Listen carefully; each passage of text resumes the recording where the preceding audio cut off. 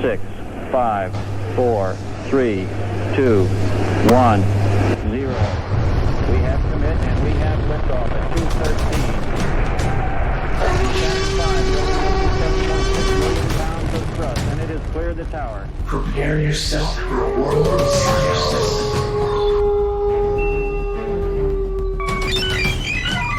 This is seriousness. All right, what is going on, everybody? Conley here with the Science Night in the morning right now. We have Dr. Thomas Shiller, and we are going to be celebrating just an icon of adventure, I would say. We're going to be celebrating Indiana Jones, new movie coming out soon. I don't know what they're up to. What are they up to right now? 5th? Yeah, it's the 5th one. But I'm not going to see it, and I'm not going to recognize that it's an actual Indiana Jones movie. Right, because they stopped with 3, right? Yeah. Okay, all right. It was a perfect ending to a movie. They rode into the sunset. That's where it should have ended. The father and son, it was like the third one was kind of like a good father and son kind of bonding thing. Yeah. They found the Holy Grail and drank from the chalice and rode off into the sunset with Sala, one of the greatest sidekicks of all time. Yeah. Theme song playing, and that should have been where it ended. And there it is. And it did for a lot of people. For me, yeah. I just pretend, I went to the theater when Kingdom of the Crystal Skull came out, all excited, ready for a great indie movie. And I convinced myself that I kind of liked it. And then I watched it again and realized that I didn't really like it. I illegally pirated it and watched it. That was back, when we were all doing that stuff. And those refrigerators, they don't make them like they used to, do they? Yeah, there are many really, really terrible scenes in that movie. It should have never been made, and I'm not even going to give this new one a chance. There are 3 indie movies: Raiders of the Lost Ark, Indiana Jones, Temple of Doom, and Indiana Jones: The Last Crusade. Last Crusade, yes sir, yes sir. Now the big question is which of those 3 is the best, and I've gone back and forth between Raiders and Last Crusade. Really? I loved Temple of Doom when I was a kid. That was my favorite. Yeah. But I think Raiders is the best. Well, tell me about the first time that you saw Indiana Jones, and I'll share my little experience too. Well, I should say that as a paleontologist, most people assume, especially since I was a kid in the 80s and 90s, that Alan Grant, Dr. Grant, was my hero, my fictional hero. But even before Jurassic Park came out, I wanted to be a paleontologist, and a big reason for that was Indiana Jones. Of course, in the movie, he's an archaeologist, but he's a globe-trotting adventurer, explorer guy. And when you're 6 or 8 years old and you're watching a VHS tape of Temple of Doom or Raiders of the Lost Ark, like that's what you want to be. A lot of kids, they have Spider-Man. Like my 4-year-old is obsessed with Spider-Man. A lot of superheroes. Yeah. But I was continuously watching Raiders and especially Temple of Doom. I loved Temple of Doom when I was a kid, and I wanted to be that when I grew up. I wanted to be that with the hat. Yeah, that was my idea of the superhero. And out on the field all the time, and just I actually started my indie journey with these little records. I had this toy, and I was really young, probably 3 or 4 years old. And I remember having the record of Indiana Jones and all of his adventures. Yeah. And you'd play this little plastic record and hear all the stories, And I finally, along with like the Young Indiana Jones Chronicles. No, the Young Indiana Jones didn't come out at that time. At that time, I had all these different records, like E.T., Indiana Jones, pretty much it, really. E.T. and any kind of Steven Spielberg movie. Yeah. Had records that came with, that you could buy for kids, right? And anyway, I put that on, and then I had the movies. And I didn't have cable or TV or anything. So I would watch either nature documentaries or dinosaur documentaries and Indiana Jones. And that was kind of it for me. Mm-hmm. until Jurassic Park came out. That completely changed everything. Yeah. And but I do remember my parents took me to Mexico, and or we had a family trip to Mexico in Okinawa, and just right down the road from us here. And I remember seeing a whip behind the glass. Yeah. Dude, I big leather. Whips. Yeah. Down there. Yeah. I Yeah. had it. Oh, Mine was black and white though. I couldn't. really? Yeah. I found the brown and tan one. Yeah. And I got it, and I was elated. I was just, and I learned how to really crack it. Mm-hmm. And I didn't ever crack my friends, which would have been very cruel. Yeah. Because I really knew how to hit it. But I tried to hit snakes with it, like, because we'd come across water moccasins and stuff. But my God, I just remember having so much fun. And That wind. hours and hours. My parents got me one too in Mexico, Yeah. and it's probably an 18-foot long, Yeah. super heavy whip. And I could crack it, but I would spend hours. We had a big pecan tree in my backyard in Corpus, and spend hours trying to swing like Indiana Jones with that thing. Totally impossible. You watch the movie, it's like that's another good piece of science fiction there, being able to wrap your whip around a branch and swing, have it bear your weight. But Exactly. I think Exactly. I think his whips were made out of kangaroo leather. Whoa. They were more flexible than what you and I probably had. They probably sounded a lot like, I just remember the first time I cracked it. I thought I'd, killed something. Yeah. I mean, it was really loud. Yeah, it's a sonic. Oh my gosh. Yeah. It's unbelievable. Yeah. So, but man, and then you got to be Indiana Jones. I aspired to be like that, and that's the funny thing, when you're young, and even when I first started college as an undergraduate, I had this picture of what I wanted to be, this globe-trotting scientist, and I've sort of accomplished that and continue to do that, but not to the extent where I'm punching Nazis and sleeping with different women in different places. I'm married and have a kid, so Playboy and stuff like that. and, part of the reason I made that decision to not be like a kind of a-hole like Indiana Jones is, and the guy who inspired him is because I read about the guy Indiana Jones is supposedly based on. Wow. Roy Chapman Andrews. What's his name? His name is Roy Chapman Andrews. Roy Chapman Andrews. Yeah. Okay. And it hasn't been confirmed by anyone, by like Lucas or Spielberg, that was their inspiration. But it's pretty clear that he was at least one of probably a few inspirations for the character, because he was this globe-trotting adventurer. But he was a paleontologist. He was trained as sort of a naturalist biologist, but he's most well known for his paleontological findings. Yeah. And also he contributed a lot to biology too, which if Sean is able to get on, he'll talk about that. Yeah. I think he's going to try to call in here in a second. Okay. There's those video games back in the day called Pitfall. Yeah. And then there's Adventure Dude games like Nathan Drake, with the Uncharted series. I mean, you got to kind of relive that kind of persona. Mm-hmm. Tomb Raider was a big one. I love Tomb Raider, which changed the Aeronaut stuff. So that was my idea of what I would be doing as a paleontologist. And the funny thing is, it would be funny to get our buddy Cyprian's. Oh yeah, because he's an archaeologist. But from what I understand and what I've heard from archaeologists who I've met, there couldn't be anything more opposite of what they actually do than what you see Indiana Jones doing. They travel to different places, but like 90% of their time is spent sort of digging slowly and carefully and excavating pottery shards and things. There's no booby traps or pitfalls or things like that. Yeah. And really, that's sort of how it is in paleontology. The only thing being, in both cases, we go to dangerous, remote areas, and there are hazards and dangers.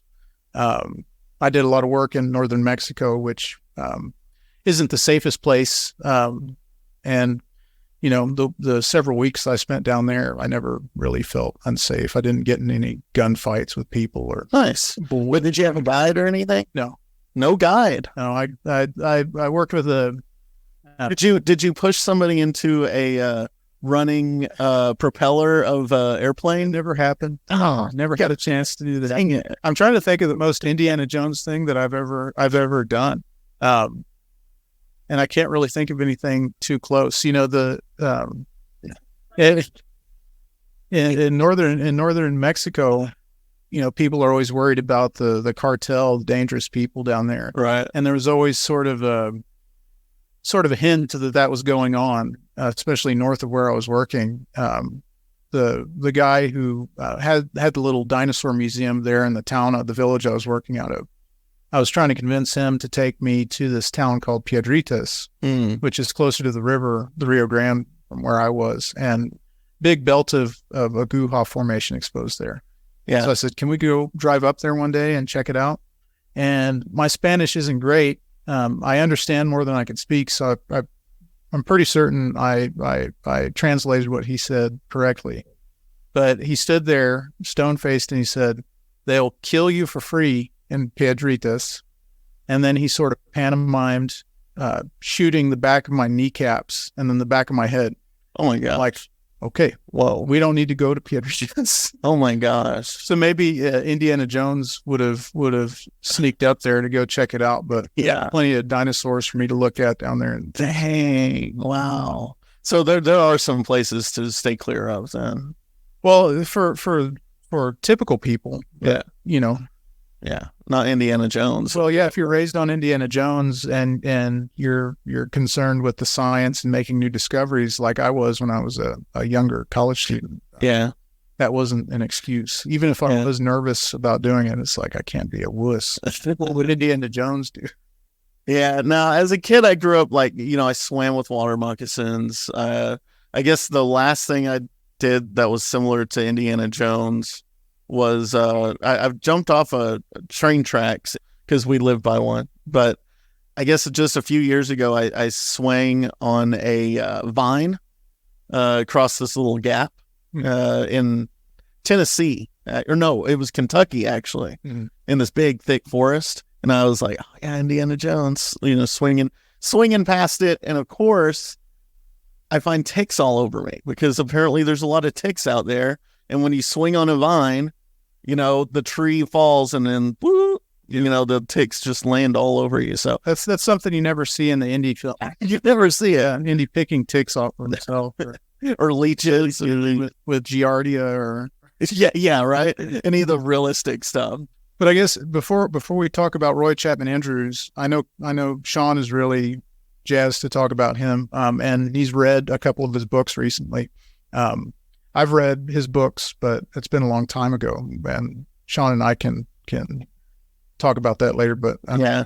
there's another person that I can mention briefly. When I look at the character of Indiana Jones, just knowing the history of paleontology and my science, there's several figures that were likely inspirations for Indiana Jones. Roy Chapman Andrews probably the number one, but you see a lot of parallels with other scientists. Mm-hmm. And the one I like to point to, and I lecture about, like in my vertebrate paleo class, probably more than Roy Chapman Andrews, was a guy named Ernst Stromer. Ernst Stromer?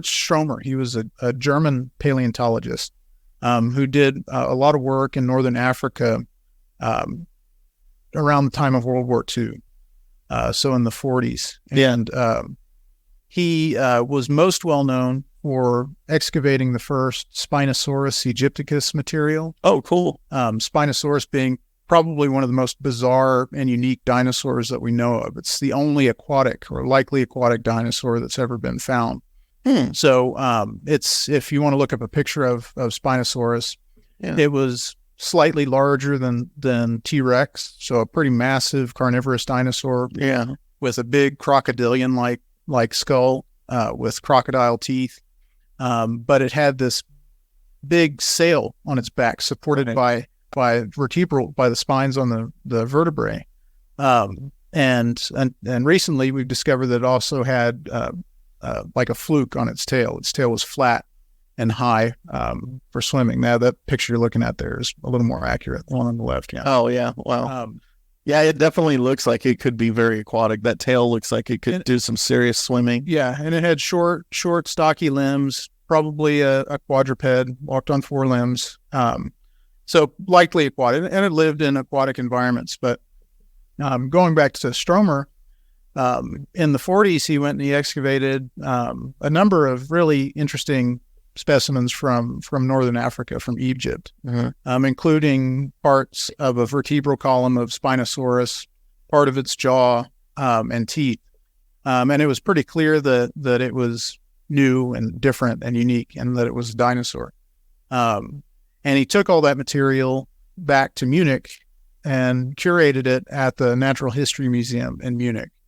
Well, shortly thereafter, World War II, the European corridor kicks in, and they evacuate Munich, and then the Allied forces bomb Munich and destroy Stromer's museum with all of those specimens in it. Turns it into just ash. Yeah, just dust. And they weren't recovered. So the first specimen of Spinosaurus was completely destroyed. That's likely the Nazi connection that we see in the indie film. Oh, okay. Because he was really resistant, even though he was a German, resistant to Nazi occupation, and he was a non-Jew. So in Germany, most non-Jews were on board with the Third Reich. He was not.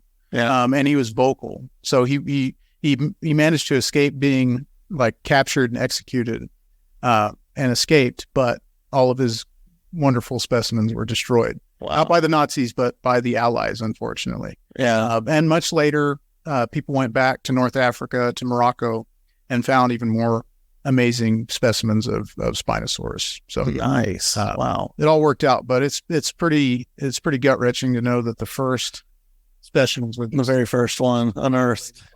Yeah. So that's another, I think, example of someone who might have been an inspiration for the character of Indiana Jones. But we're going to talk about Roy Chapman Andrews. Chapman Andrews, the everyman, I guess you could say, right? Not an everyman, a very unique and only man. An only man. And Sean's been reading up on Roy Chapman Andrews, I think. So I read, when I first started college, I got a hold of Dragon Hunter and read it a couple of times. And then after that, read maybe 2 or 3 of Andrews's books. I can't remember which ones.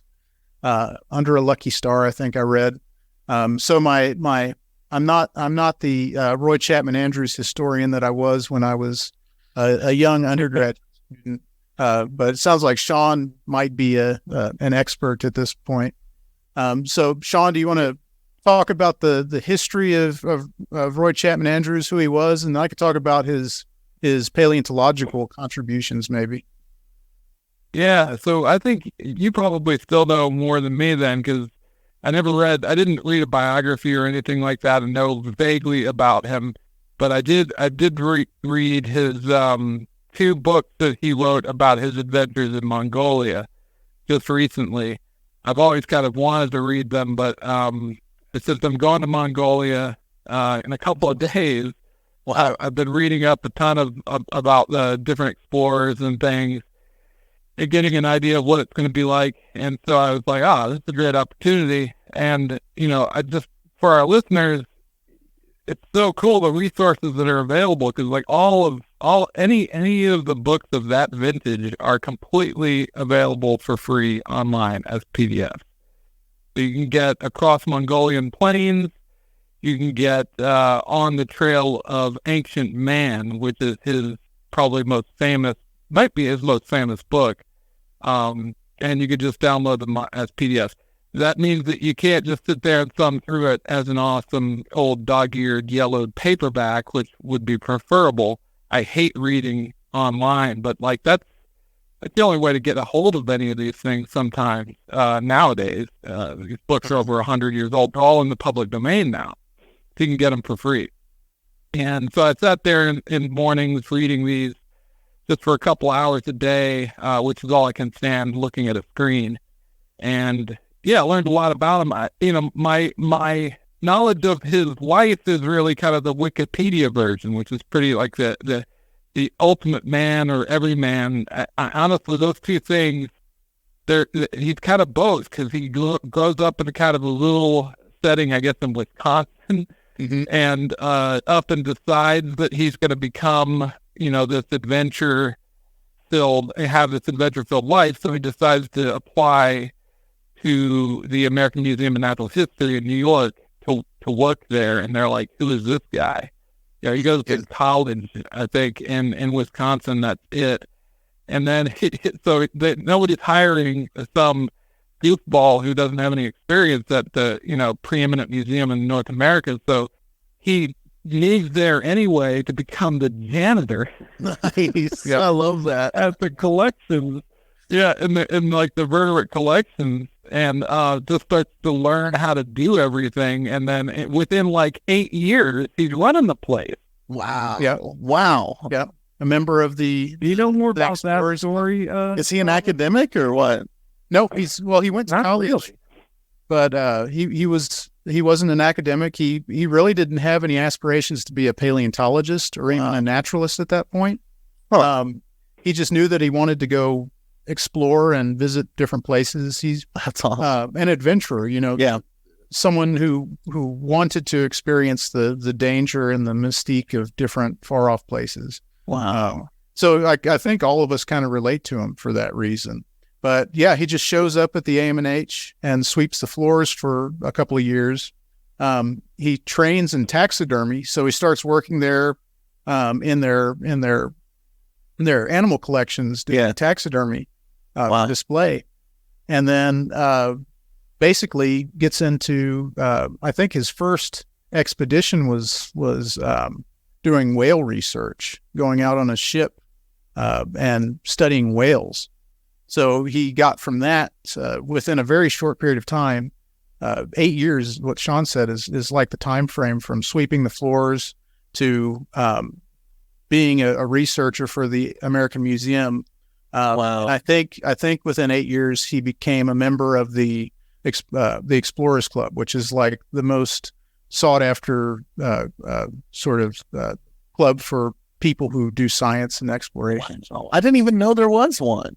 Do they give you a medal or a badge or something? It's one of these weird secret society things in New York. Like a decoder ring, maybe? I'm sure there's a decoder ring. Like Teddy Roosevelt started it, right?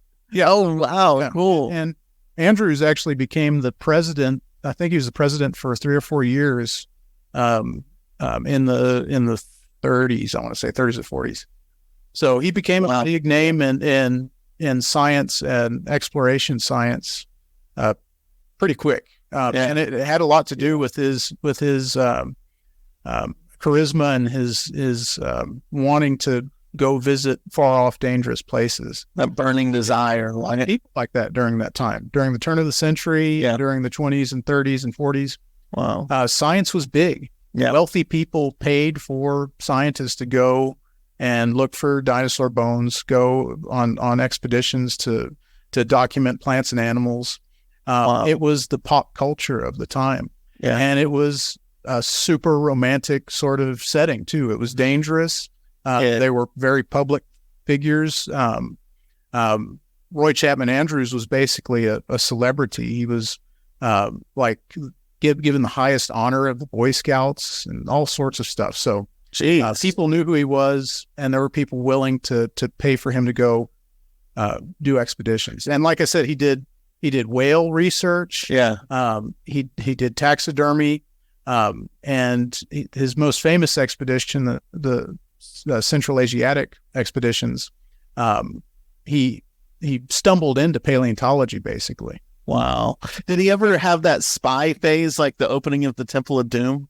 No. Where so he gets into some swashbuckling, which is really very indie, which is awesome. I can tell you about that. Swashbuckling. Tell me more, Sean. The expedition that really put him on the map, that made him famous, was this Mongolia expedition. So he goes to China, and he's doing all kinds of. He's basically a big game hunter, and throughout the books that he's written about Mongolia and China and the on the trail of ancient man, he's calling himself a zoologist, which I like. So it's like, it's like. So he goes to Mongolia, and he's going to China, and he's like just shooting all the big weird animals that end up getting stuffed and sent back to the American Museum for their exhibits.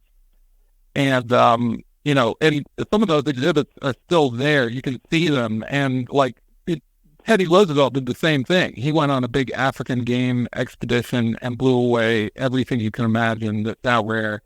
And those things are stuffed in at the American Museum, the stuff that Teddy Roosevelt shot. So that was like the MO for naturalists back then, right? It wasn't just photographing or documenting. It was you kill it and you stuff it, and that's how you document it. Yeah, you'd be the most useless zoologist in the world if you didn't come back with sacks full of skins. Like, it means you can't see straight, and you're terrible if you're not killing everything you see.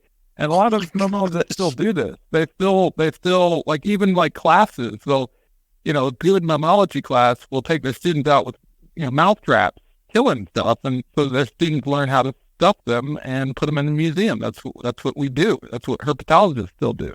Nice. Birders don't do that anymore. But birders, they're still shooting ornithologists out there that still, go out and make collections. It's getting rarer. Anyway. So he goes to Mongolia. He kind of falls in love with it. At the time, it's like Mongolia is getting swapped back and forth between Chinese influence and Russian influence. It was right after a white Russian, dude comes into Mongolia and kills everybody in sight, and helps Mongolia gain a little bit of independence from China. So it's crazy at this time. It's Wild West. And he goes in there, and he's like one of the first people to drive from Beijing to what was then called Urga, the capital of Mongolia. And during that first Mongolia expedition, he realizes that cars would be the way to go instead of horses and camels. It was right after, it was when cars were first becoming, available in that part of the world. So he mounts a huge expedition to Mongolia where they're going to be basing it out of cars. And everyone's like, you're nuts. It's never going to work. Car breaks down. You're doomed. The roads, there's no roads. So you're not going to be able to do this. He convinces everybody it's going to work. He gets cars shipped to Beijing. He gets all the equipment together. He gets rich benefactors to bankroll it. He gets the early car companies to donate their cars so they can put, their name on it. The works, right? He's a good showman. He's a good cheerleader.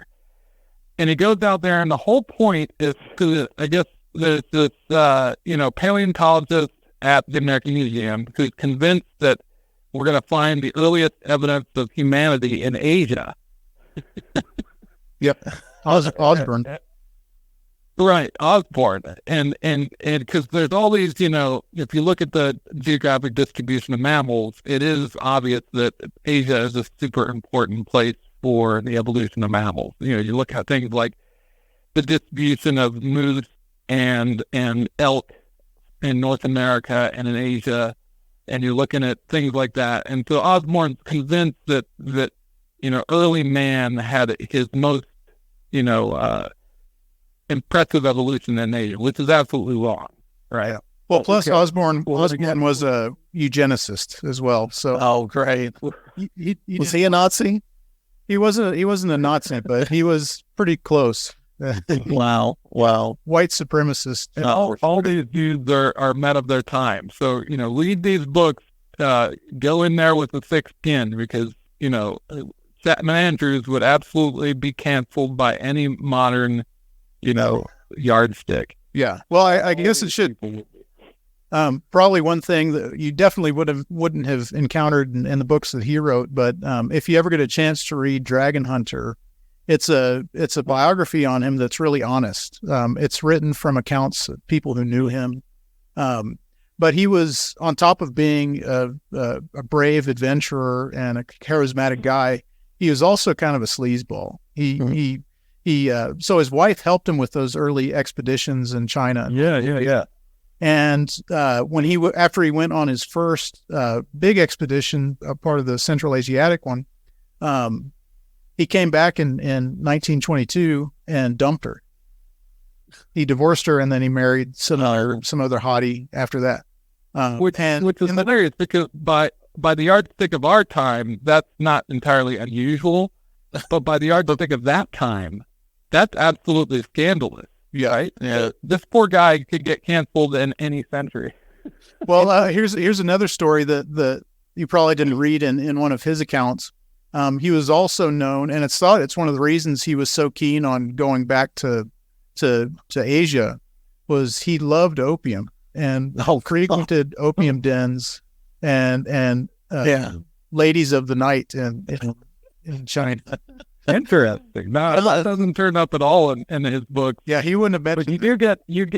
you do get there's some awesome color in these books because, like, in the very beginning of one of them, he's talking about all these letters he's getting from women, and it's almost like bragging, but it's hilarious because it's like these women are offering to just be his camp wife. Yeah. Like, how did that end up in this book in the 1920s? And it's super subtle, but it's all there. It's pretty funny, and that it's kind of very Indiana Jones, right? Yeah, that's probably where that came from. Yeah. Right. He's the ladies' man. He's a handsome devil. Although he's bald as a cue ball, when he wears the hat, he suddenly comes into his own, and the jawline is there. But yeah, so he does this expedition, and I love it because it's the ultimate fishing expedition. And that's kind of a derisive term. It's a term that scientists will use when you. And that's supposed to be a nice term when you're just doing science and you don't really know what you're looking for. And it's the kind of thing where if you apply for funding from like the National Science Foundation, and they might stamp your application and say this is just a fishing expedition. You don't know there's no hypothesis here. And although there is a hypothesis to trying to find early man in Asia, really. It was they end up coming back with dinosaur fossils. And the expedition becomes most famous for that. But the absolute total failure on what it was meant to be. But he goes anyway, and he and the cool thing is, like, all these paleontologists get invited along, and that's actually kind of a cool part of this. Like, he thought of that, this idea that he's going to invite all these people from other disciplines to go along on this expedition. There'll be a hoot. They'll have a lot of fun. They'll probably drink a lot, maybe head to the opium dens, apparently. Yeah. And have all these paleontologists and geologists come along, and he's going to be like a zoologist. He'll go around shooting, sheep and trapping mice in the steppe. Yeah. Hey, I got a quick question about that. People come along. Yeah. Well, so I think that's fascinating that scientists and zoologists, had to train to, hunt and kill and get these skins. And I can just imagine them swapping furs in the opium den, and comparing each other's game and bounty. But it sounds like the expeditions that Tomas and I have always envisioned in Mexico. I would go down as the herpetologist, and that he'd be the paleontologist, and there'd be copious amounts of tequila, and that sounds good to me. That sounds good, but I always wondered that adventure club, right? What was the Explorers Club? Yeah. The Explorers Club.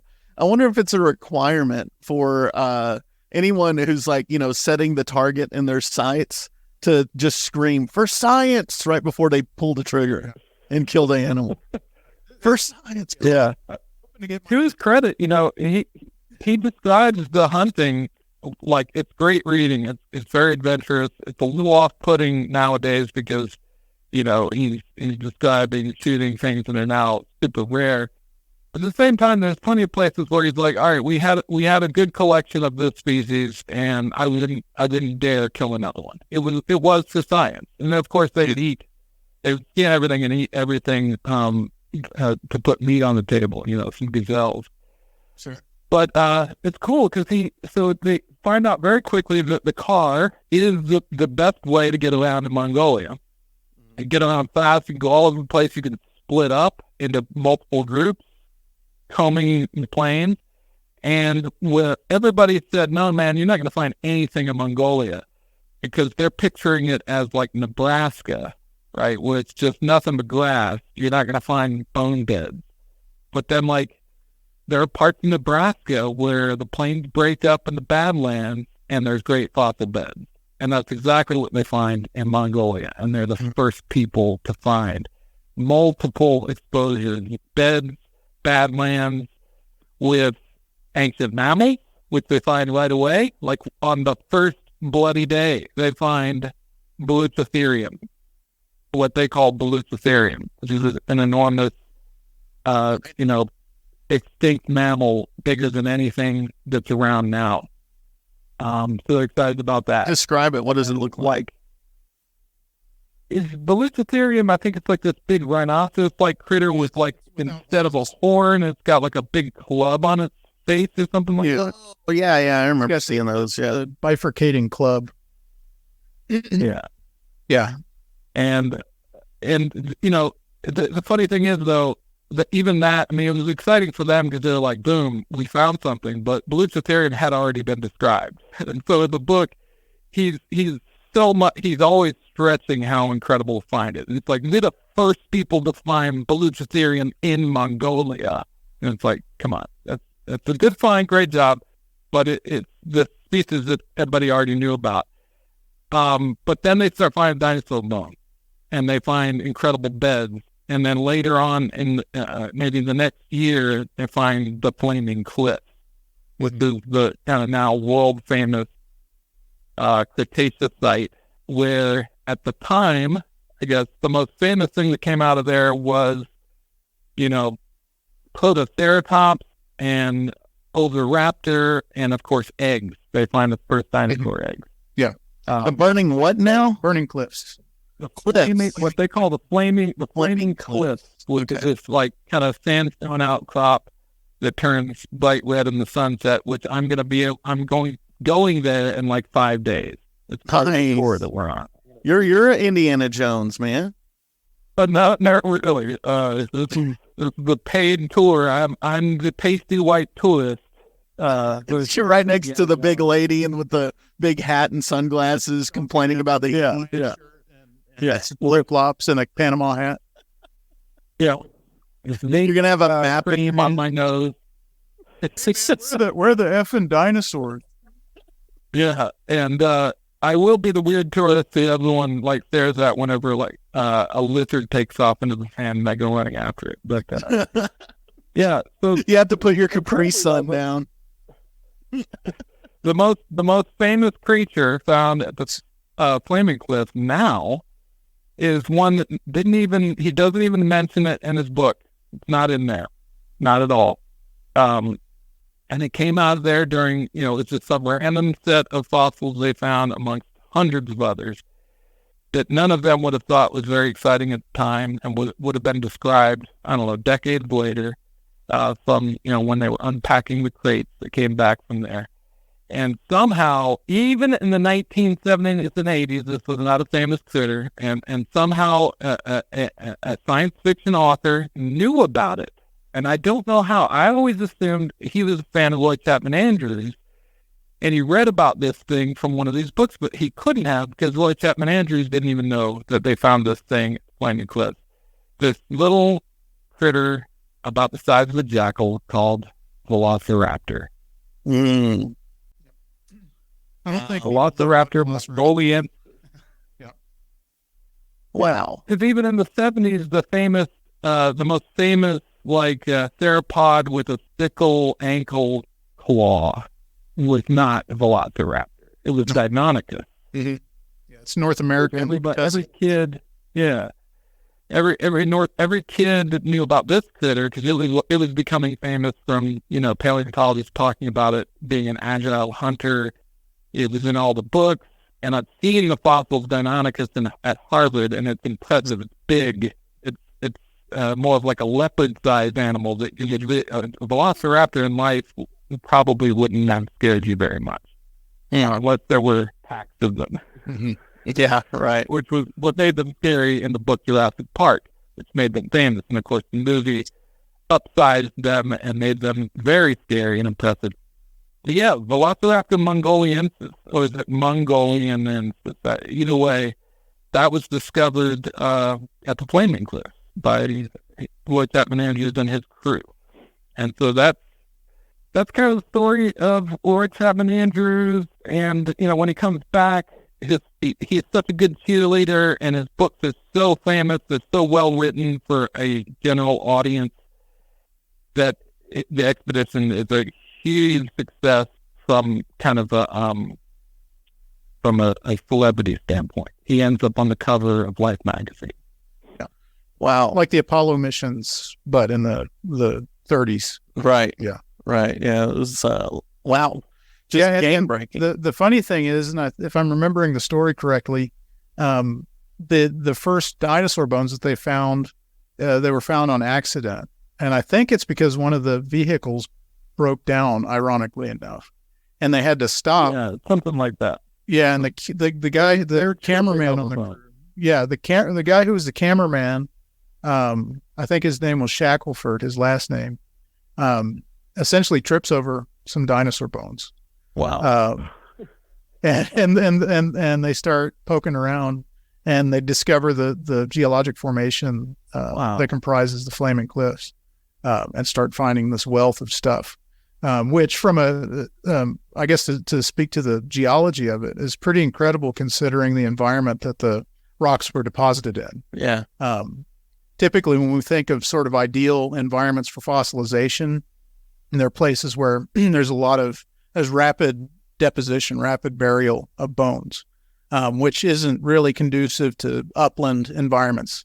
In the Cretaceous, when this stuff was deposited, when these things were living, Asia was roughly in its same position. So it was still a very arid desert environment. Mm-hmm. And deserts are not great at burying and preserving. Well, they're not great at burying. They're super great at preserving bones. But stuff in the desert, when it dies, tends to lay out for a long time and get broken down. Mm-hmm. So these rocks that form the I'm going to mispronounce this, I think it's Chukotka Formation, which makes up the Flaming Cliffs, are Aeolian deposits. They're wind-blown deposits in a desert. So these fossils that they're finding would have been buried by some means of wind deposition. And it's thought that a lot of them represent animals that died, or even in life were buried by essentially sand avalanches, by sand slides. And you have this incredible pocket of geology that preserves stuff that typically wouldn't be preserved. There's so much missing from the fossil record when it comes to things that lived away from bodies of water. So it's incredible in that sense too.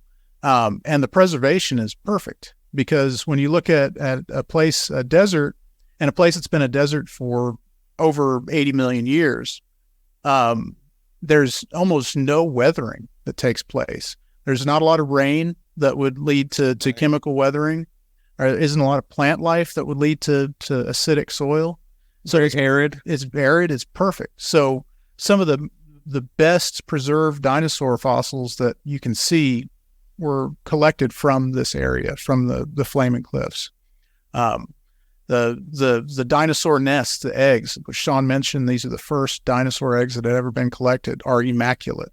One of the most spectacular, I think one of the top 5 dinosaur fossils ever discovered, which dispelled a big myth about the dinosaur Oviraptor, which is one of the first ones they found there. The name Oviraptor means egg thief, because it was always found near nesting sites. It's this big raptor with a beak. They thought it was stealing eggs. It turned out it was a great mother, and we dispelled that myth because there at the Flaming Cliffs, they discovered an Oviraptor that is sitting on its eggs like a bird. Oh wow! Shielding them, guarding them. Oh wow! And it's all perfect preservation. Nothing's missing. It's not weathered.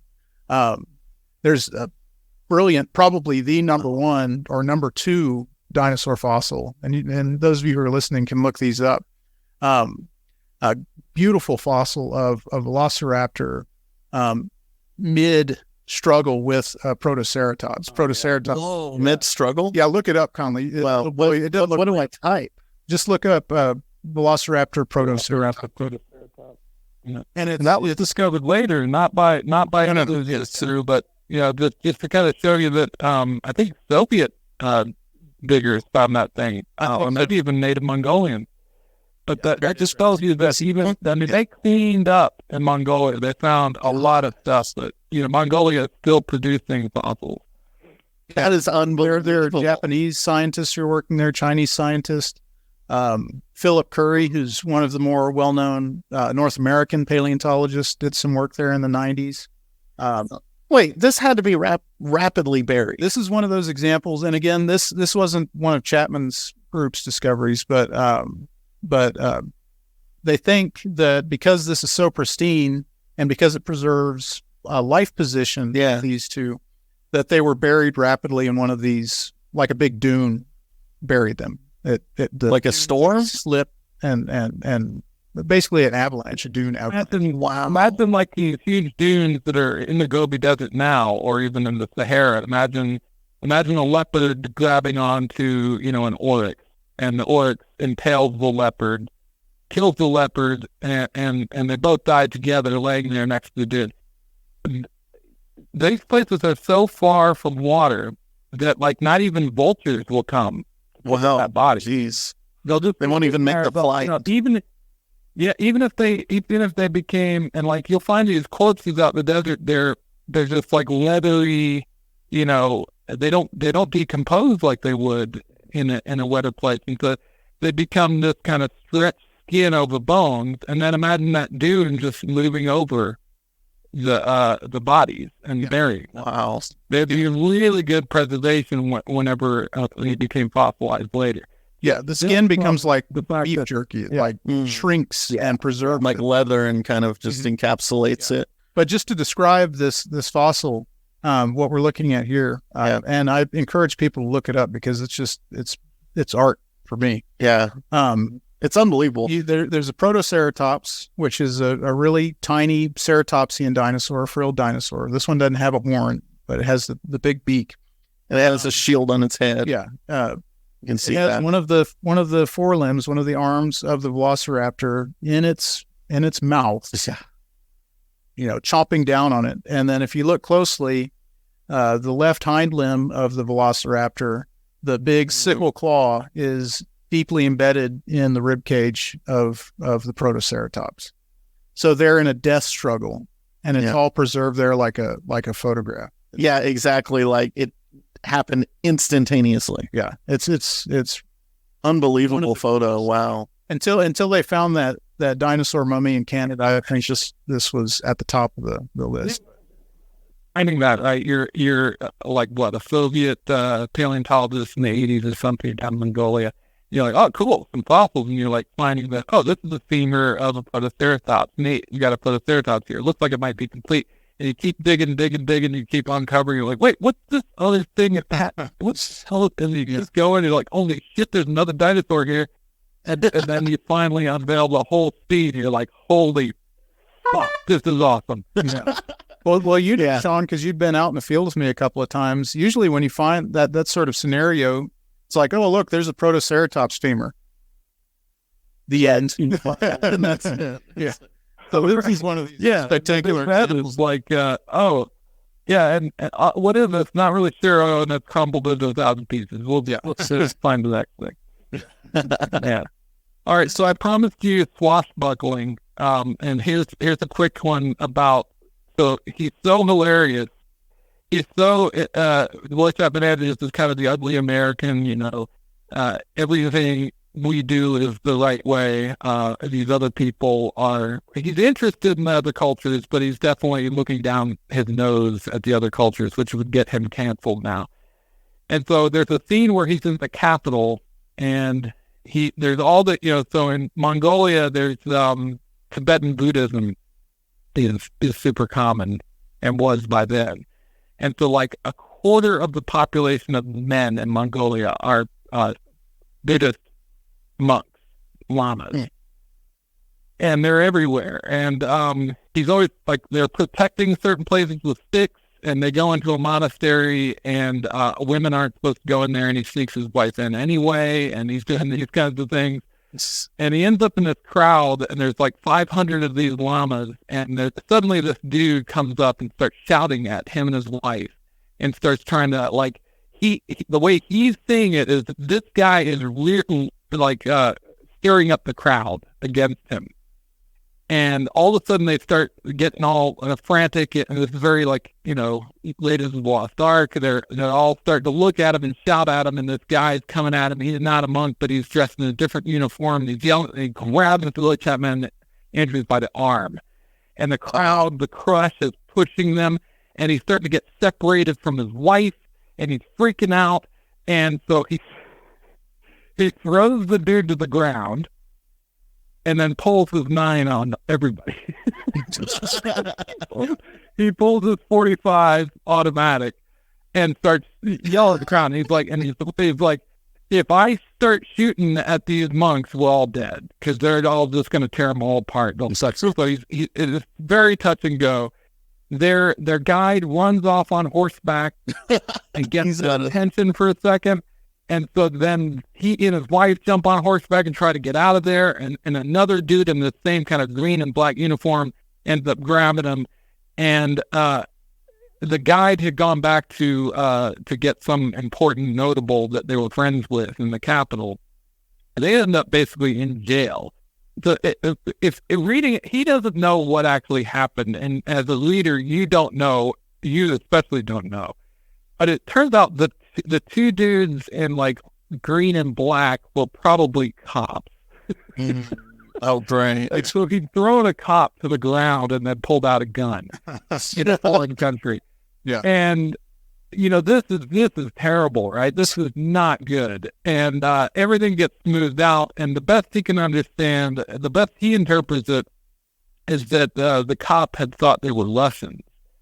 And again, the Russians had just kind of invaded, you know, this is after the Russian Revolution. The white Russians are escaping into China and into Mongolia. One of them, they called him the Bloody Baron, had murdered millions of people in an attempt to keep the Chinese out of Mongolia. And then it was just a total mess. So Russians at that time were not popular, and that he assumes that he is that this cop had mistaken them for Russians, and he was just going to go and screw with them. But who knows, right? Yeah. Lord Chapman Andrews doesn't understand what happened.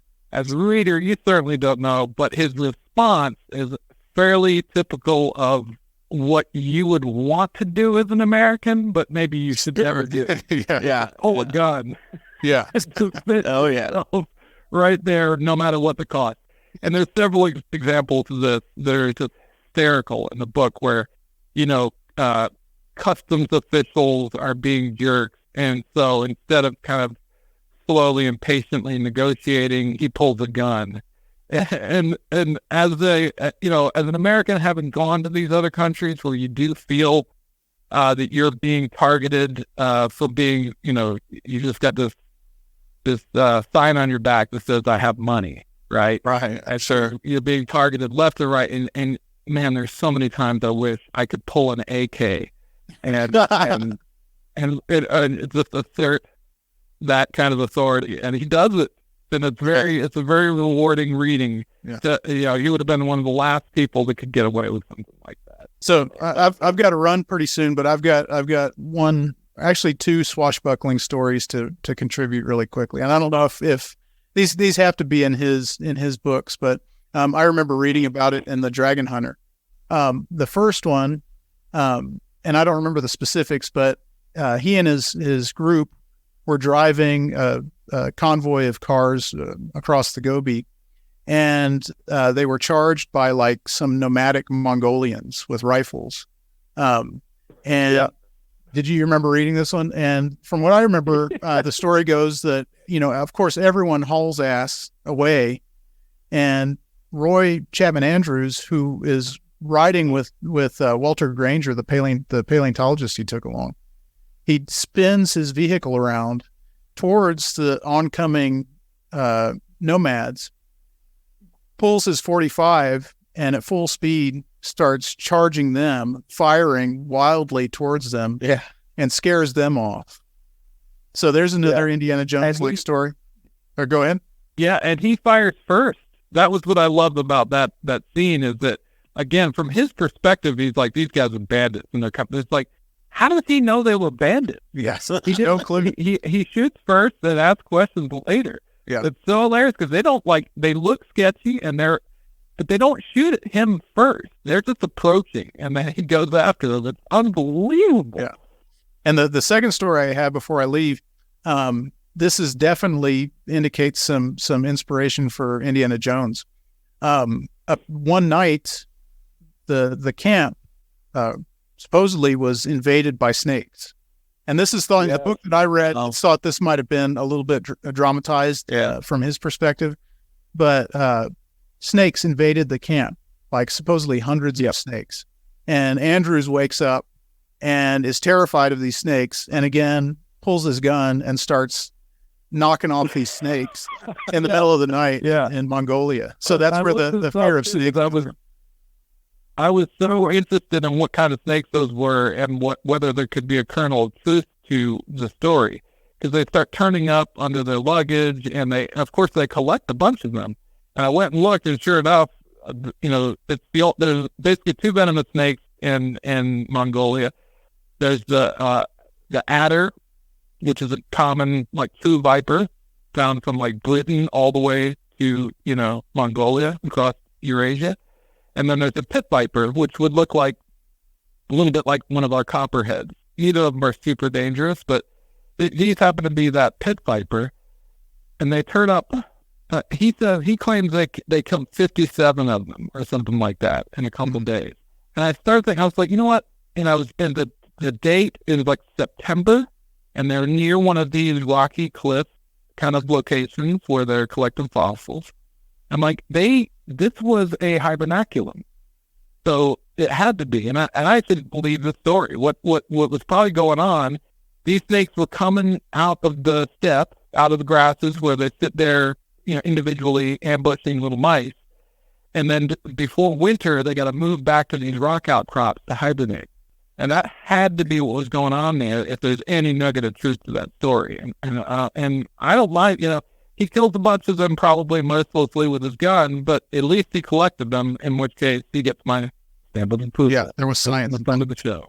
Well, Sean, that's good. We'll wrap up really with kind of at the beginning of the episode, Thomas and I talked about our adventures that we had, growing up, and how we were inspired the first time we saw Indiana Jones. And I told the story about how I got a whip for the first time, and he got a whip. Did you ever have a whip, or did you ever when you first saw Indiana Jones for the first time, what was that like for you? Yeah, so I never had a whip, but I did get the hat. Oh, you got the brown. I got the hat. Yeah. Huh? Yeah, my dad got me the hat, and it was pretty embarrassing one time. I actually went out with some real archaeologists to dig, and my dad made me wear that hat. And, of course, Indiana Jones was a joke to them. So I was pretty embarrassed by that. I knew that they thought it was goofy, and I don't know. That hat I had for years, and I loved it. But yeah, so of course, watching it for the first time, I think I've seen all the Indiana Jones movies in the theaters. So somehow I managed to see Raiders of the Lost Ark. It must have been second run, because I would have only been 3 or 4 years old. But and we didn't have VCR, so it had to be in the theater. Definitely saw Temple of Doom in the theater. I saw Last Crusade on my 10th birthday. So exciting. And I saw the more recent one on my 30th birthday, or it would have been something like that, 36. Goal. And it was one of the worst birthdays of my life, because the movie sucked. I'm not excited about it. Just Indiana Jones 5 is going to be terrible. I'm not even about to see it. but I love Indiana Jones, and I like Thomas. I feel like I owe a big part of, my career to Indy, to having seen that movie and having it inspired me for wanting to have adventures. So yeah, I love the dude. I can't say a bad word about him. I don't care how anyone tries to cancel him. I'm always going to stay by Indy. Yeah, you got to, man. You got to, no matter what. And and it just goes to, Andrews. Roy Chapman Andrews just goes to show you can never let truth get in the way of a good story. And even if it is even close to being remotely true, what an idol to kind of, be honored by the character Indiana Jones, right? So the two relate very interestingly. And y'all really educated a lot of me about Roy Chapman Andrews because I never knew this person really existed. I had no idea. We forget about was that fictional character. Yeah, we forget about these kind of, and people might turn their nose up at Roy Chapman Andrews now because he doesn't fit the mold of a modern scientist or even a modern zoologist.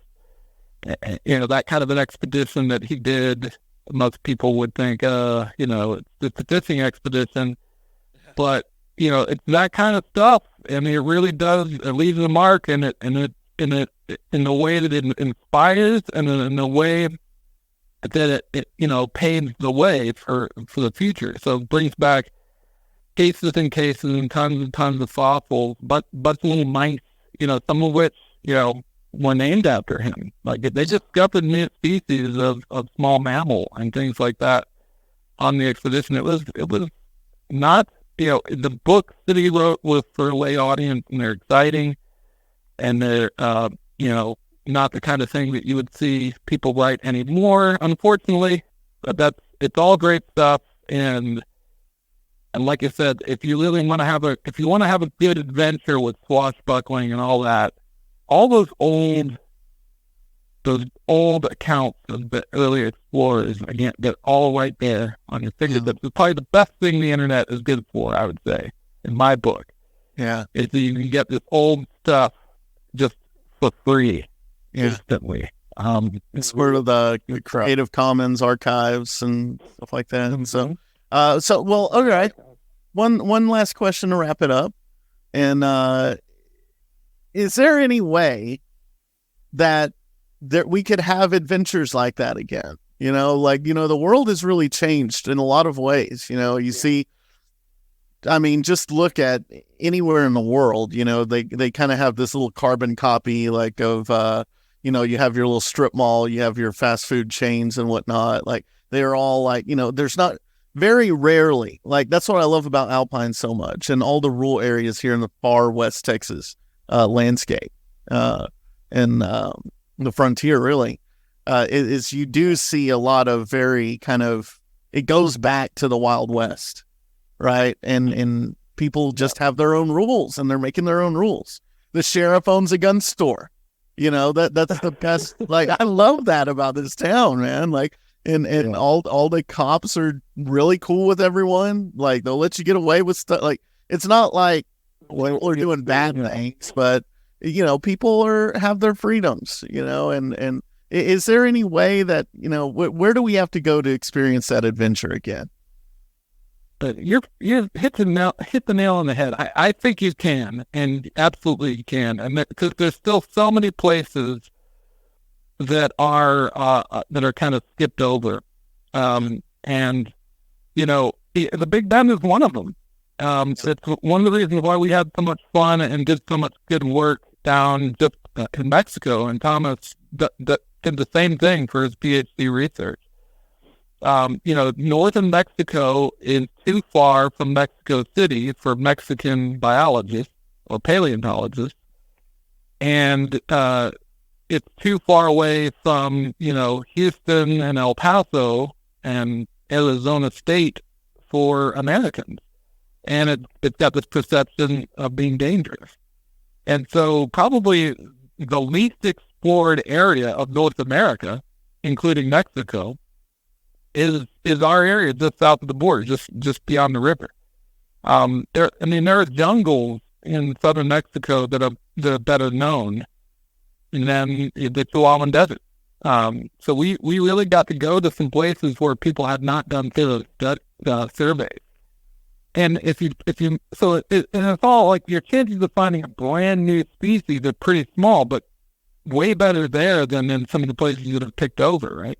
And I honestly believe that Thomas Shiller, he's got the chance, better than anybody, right, of finding something brand new sticking out of the ground, because he's the only one really looking.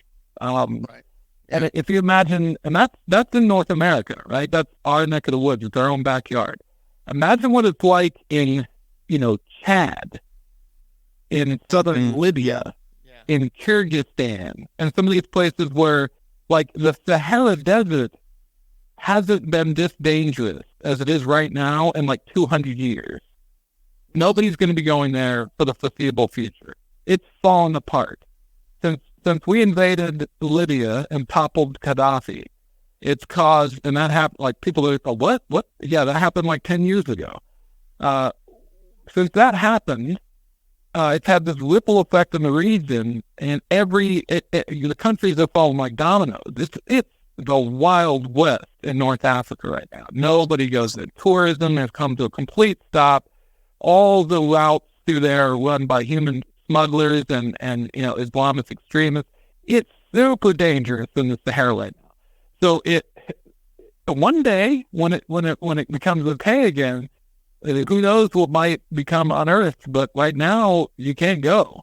And so those kind of places will still, hold promise for the future. There's little, corners of the world where accessibility is not great, where people don't go because it's perceived to be dangerous, where he knows what could be there waiting.